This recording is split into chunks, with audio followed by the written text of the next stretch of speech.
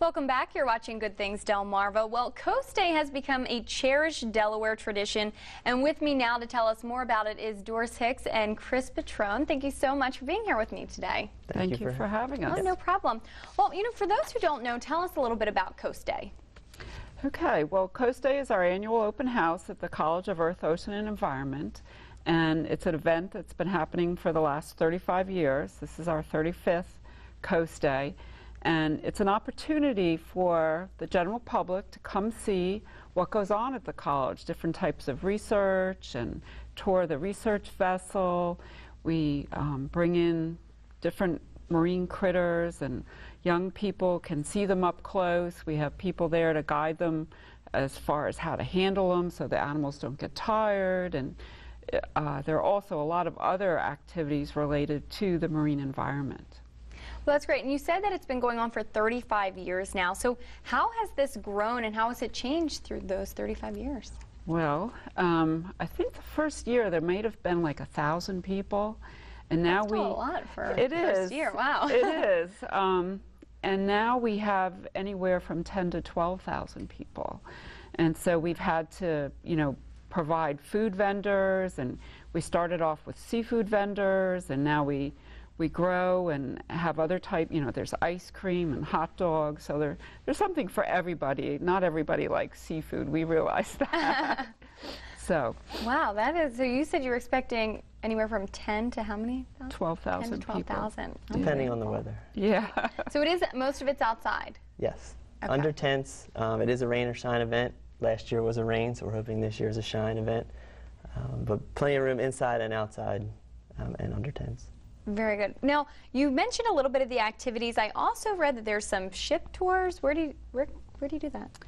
Well, we have a research vessel that goes out and collects scientific data in the marine environment, different oceans, off of different coasts and things.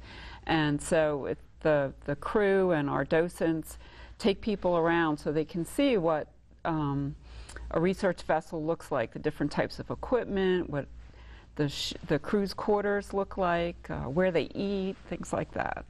Now, I see you brought along some things over here. Now, I know what that is. That's a horseshoe crab, right? We have a horseshoe crab model. Yep. As you know, very popular in Delaware. They are. This model just has all the internal and external anatomy. But this was just brought along to kind of show off the fact that we have several horseshoe crab exhibits at Coast Day. Very interactive, hands-on for kids and adults alike. I imagine this is popular with the kids. Very much I see a lot so. of kids chasing these things out there.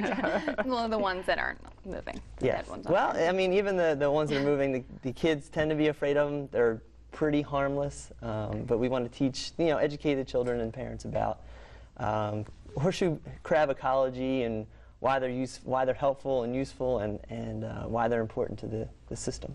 Okay, and what is this little gadget? This is just a little working model of a wind turbine. On our campus in Lewis, we do have a 2-megawatt wind turbine that does power the entire campus, and actually in the first year was able to throw some additional power back to the grid to Lewis.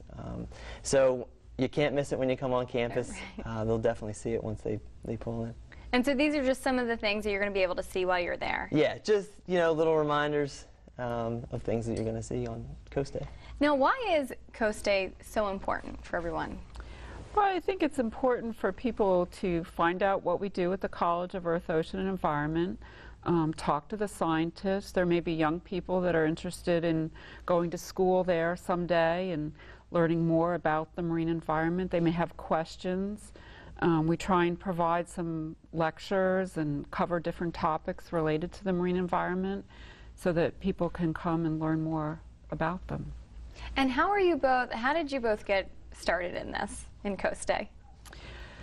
Well, I began at the university as their seafood specialist, and I was part of the Sea Grant program, the Sea Grant Marine Advisory Service, or sometimes it's called Marine Extension.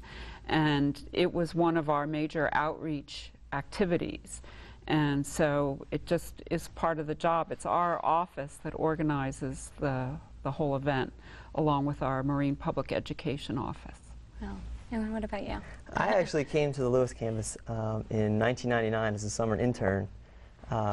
graduated from Washington College over on the Eastern Shore, and came back as a master's student in 2000, 2002. Left, went to Virginia for 9 years and taught, did some other things, and now I'm back. I just started this June as the Marine Education Specialist with Delaware Sea Grant. Now, do you think Coast Day has really gotten the word out about the College of Earth and Ocean and Environment? Because I went to UD and I don't know that much about it, but you know, from Coast Day it does get the name out and it gets the word out about that program you have, which is really important. Yeah, it's interesting that you mentioned that. You do run across people that have heard of Coast Day, but maybe they haven't been, and maybe they're thinking about it, and you just need to talk about some of the activities, and there might be something that'll spark their interest, and they'll decide to go this year. Well, this is a great event. We have information up on our screen, and it tells us exactly when it starts. And 11 to 5. 11 to 5 on October the 2nd. On October 2nd. So make sure you go out there. It sounds like a great event. Well, coming up, we have Women Supporting Women, so stay with us. We'll be right back.